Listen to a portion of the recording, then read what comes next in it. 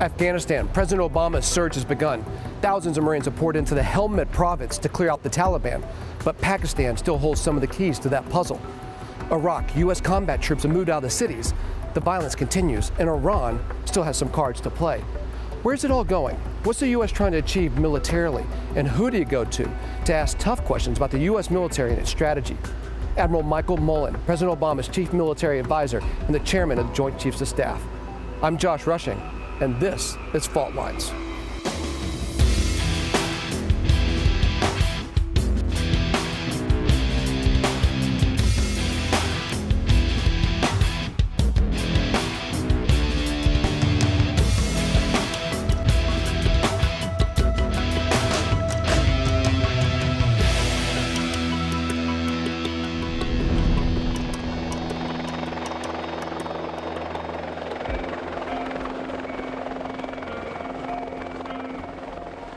Camp Leatherneck in Afghanistan's southern Helmand province. Thousands of newly arrived U.S. Marines are chasing an elusive Taliban. It's Obama's surge. But is it working? The Taliban so far have been avoiding any full-scale confrontation. But the guerrilla war they're fighting has made July the deadliest for ISAF troops since the war began almost 8 years ago. In your comments, but the man who oversees the campaign is a naval officer. His career launched on the sea, not in the desert. But now, as the chairman of the Joint Chiefs of Staff, Admiral Mike Mullen presides over U.S. forces in 2 desert wars. One is ramping up, as the other supposedly is winding down. My great honor.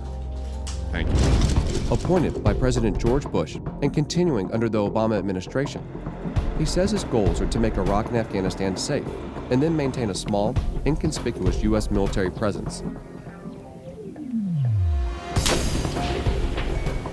But how is that possible with America engaged in what is seen by many as the occupation of 2 countries? Nice to meet you. Thank you for taking time today. I appreciate it. We met with Admiral Mullen at the Pentagon to talk about how he intends to make all that happen. Okay. About 4 years. Okay. Afghanistan is where empires go to die. Why do you think it's going to be different for the U.S.? Well, we're not an occupation force, and it's up to us to make sure that that message is loud and clear. We learned a lot in Iraq about counterinsurgency and that security is vital if we're going to be able to make improvements in things like governance and development.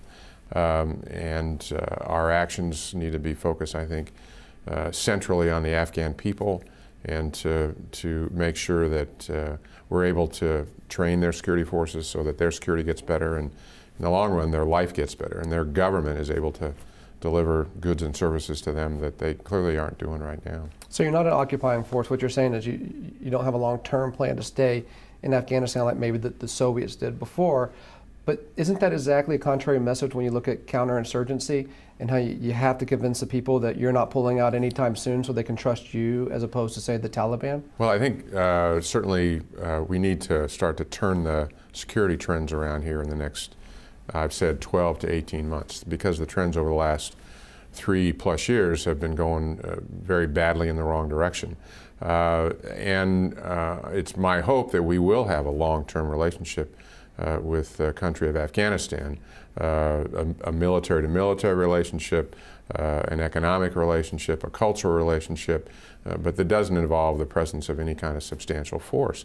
But between where we are now and getting there, there's an awful lot of work that needs to be done, and I'm hopeful that with what we've learned in Iraq that we're able to accelerate applying that here, because our force is so capable in doing that, and I think our government has learned a lot in how to do that as well. How do you say you're not an occupying force in Afghanistan? I think over time you really turn the security over to the Afghan security forces, and I recognize that the perception can be that we are. I can well, if just you look say, at it, the U.S. removed the government there 8 years ago. Sure. Put troops in, and now the troops are going to be twice as much as I think as any point before by the end of this surge. Well, there's no intent to have the troops be any larger than that needed to really counter the insurgency, and there's no strategic intent to increase the size of the force to be any bigger than that. And I recognize It's much larger than it used to be. But that said,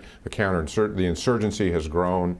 They've gotten tougher, and in order to turn that security situation around, these are the forces that we need.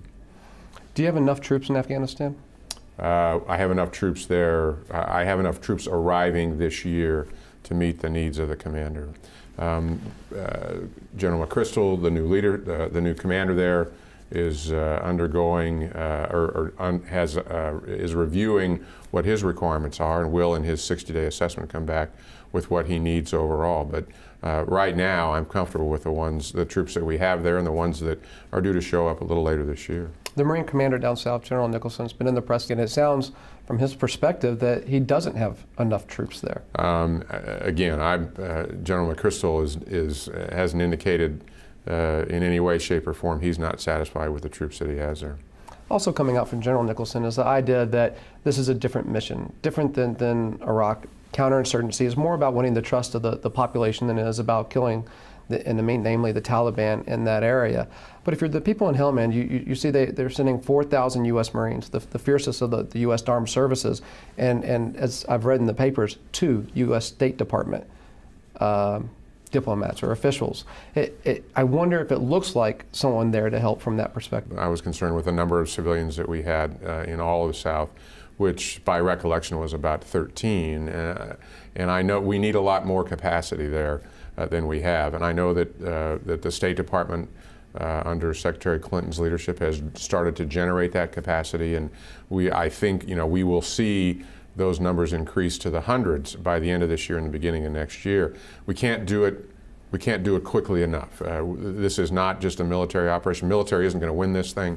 We can provide the security, but then the civilian side of this really has to kick in development and governance and those things that we also know are so important. And I think that message to the Afghan people is a very important one as well. And you mentioned General McChrystal. His background is in Joint Special Operations.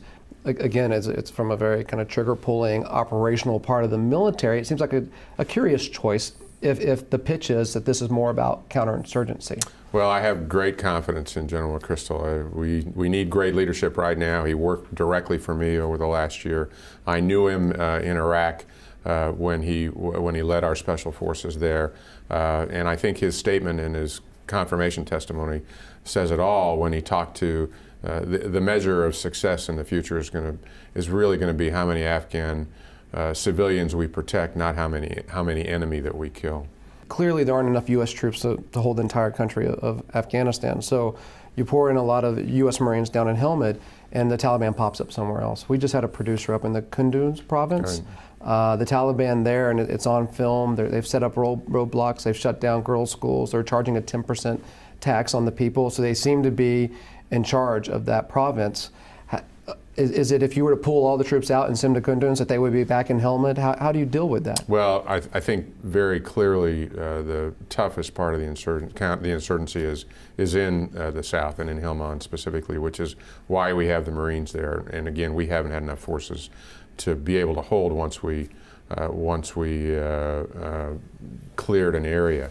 Certainly the possibilities that you describe are there, but most of the Taliban have been focused very much in the east and in the south, and that's also, the south is where the heart of the poppies are. It's a big income resource for the insurgency as well. So we think that that's the significant effort. That it could pop up somewhere else in the country certainly is a possibility. Is it a U.S. mission or goal to defeat or destroy the Taliban, or do you see pushing them into the political process? I think at some point in time, long term, they become part of the political process. That said, I don't think that that's near at hand from anything that I've seen. Not unlike other insurgencies where that routinely happens at some point in time. That's certainly not right around the corner from what I can see right now. How do you see that process happening? The U.S. will be open to negotiating and communicating with the Taliban? Well, I think with any insurgency, and certainly the Taliban's an example, you have a hardcore group that you're never going to turn around, and they're going to have to be either killed or captured, somehow eliminated. And then you end up dealing with the vast majority of the rest of an insurgency, in this case the Taliban. And I think they have, at some point in time, they either put their arms down, they come into the process, they look at other opportunities that they just don't have right now. And the specifics of exactly how that's going to happen and when that's going to happen, I think, are yet to be determined. But overall, I think that's the path. So in principle, the U.S. is open to negotiating with the Taliban? I'm not going to talk about, how maybe about negotiating, how this communicating. is going to, I certainly at some point in time, I would look to see, that kind of interaction. But I think it's very early to say that at this point.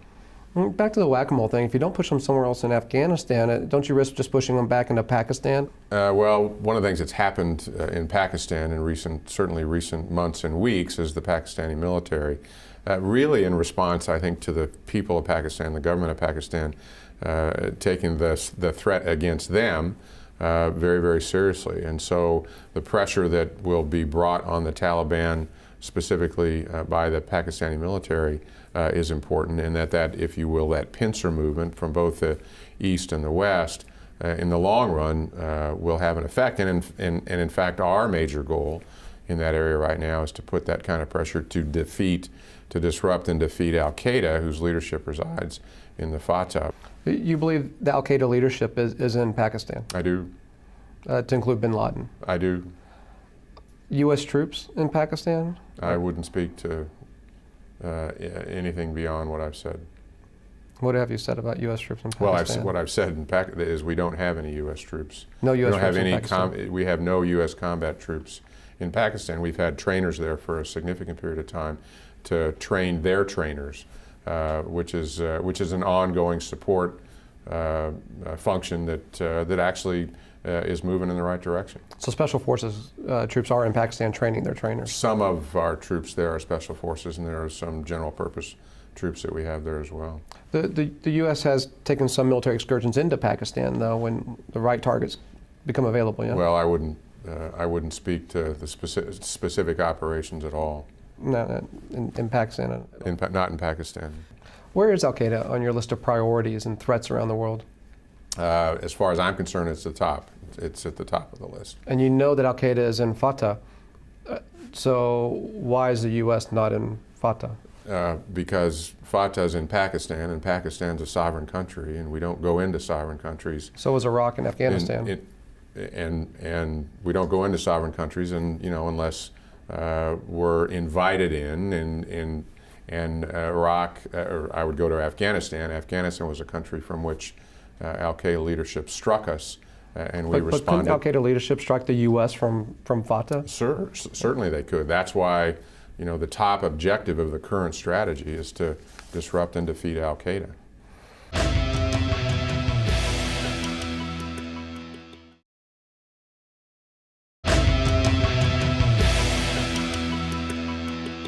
We spoke to General Scowcroft, and he gave an interview on Fault Lines where he said the U.S. drones in Pakistan were actually hurting the effort there by creating some of the distrust in the people amongst about their feelings in the U.S. Do you see it the same way? Well, again, I don't speak to the specific operations of what we're doing and what we're not doing. I will say that it's really important that we work hard to fill this trust deficit, which comes from years ago. In fact, when we as a country sanctioned Pakistan in the early 90s, and it lasted well into the 2001, 2002 timeframe, and we're still recovering from that, and it's going to take a while for us to do that. So I think we need to do all we can to build up that trust between the two countries. Can you solve Afghanistan without solving Pakistan first? I'm not sure I would sequence it, but I think it is, it's one of the reasons I think the strategy that President Obama has laid out is exactly right, that this is a regional strategy. It's not one country or another. These are two sovereign countries, very much interlinked in many ways, and I think the border represents that, and it's a very, very complex both environment and history, and that's why I think the regional approach and this, the special Representative Holbrooke's focus on the civilian side and focus on the region is so important. What do you think about the close, and some people say too close relationship between the Pakistani ISI and Taliban leadership? Well, one of the things I've learned in my frequent visits to Pakistan over the last year, and I've been there almost a dozen times, is, again, that's another extraordinarily complex relationship. And it's one that I've spoken, very publicly about in terms of, I believe in the long run that the ISI has to change its strategic thrust, which has been to foment chaotic activity, in its border countries, and I think in the long run, and that's been a Pakistan view to its own survival and its own security, and I think in the long run that's got to change. What do you mean when you say that they've had a strategic thrust? The ISI's had a strategic thrust to foment chaos in kind of the border area of the country. Well, what I mean is they've clearly focused on support of historically of militant organizations, both East and West. I mean, that's been a focus of theirs in Kashmir historically, as well as in Fatah, and I think that fundamentally has to change.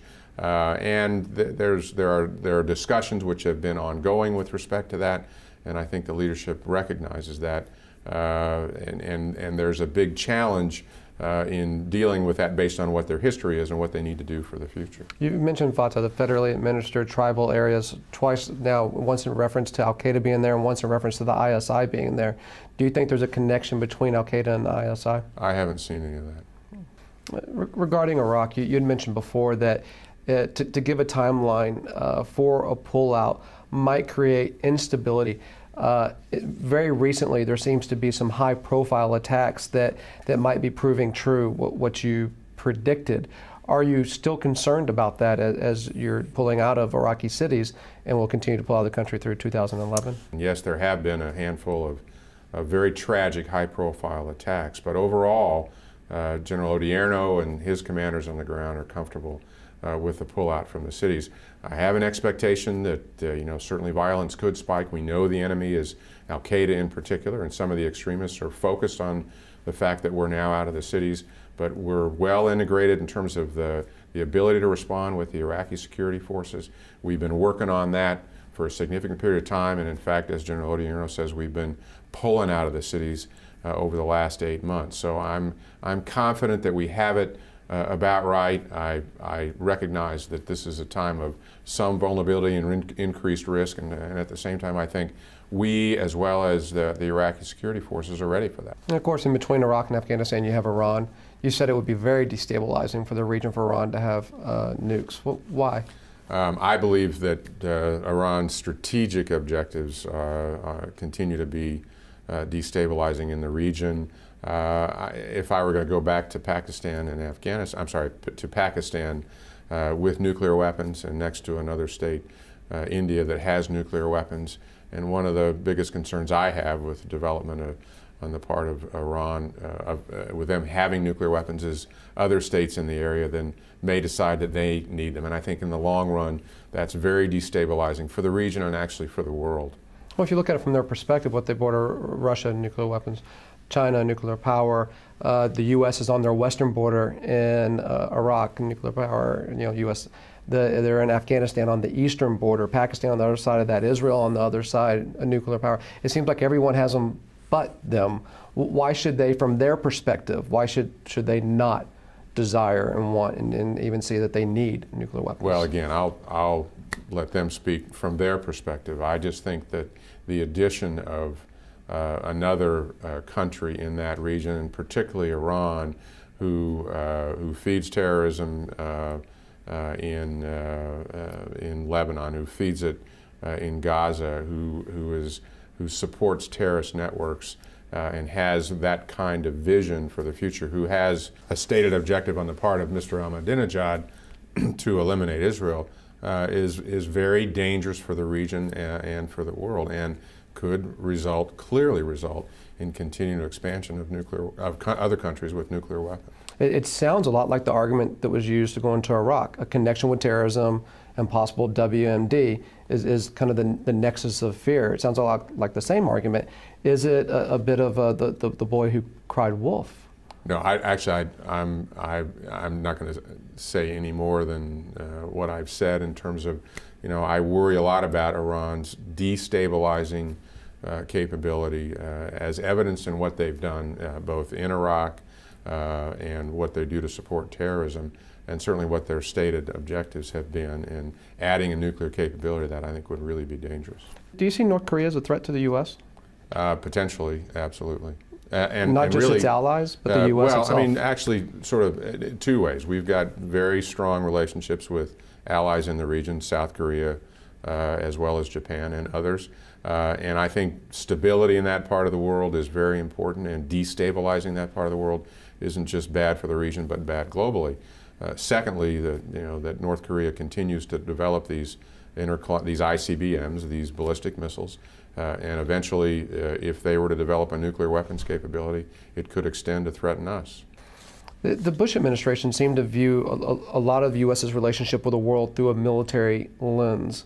I'm curious if that seems to be different with the Obama administration. So how do you see the military's relationship with the rest of the world vis-a-vis the U.S. foreign policy under Obama? Well, I've spoken for a long time about the need to take a more balanced approach in terms of the military and the civilian capacity of our government, and the expeditionary aspect, meaning the deployability aspect of that capability. And I think we decimated that very badly in the early 90s when we downsized our military, and we downsized a lot of our government capacity. I mean, State Department's a good example, USAID's another example, and we need to build that back up as a result of that. And we're living in a world now where it really takes both. I haven't seen anywhere, quite frankly, where there are exclusively military solutions, which speaks volumes to me about the need to have a civilian side and a military side of this which work together, and we've got to build that capacity back up in the world that we're living in right now.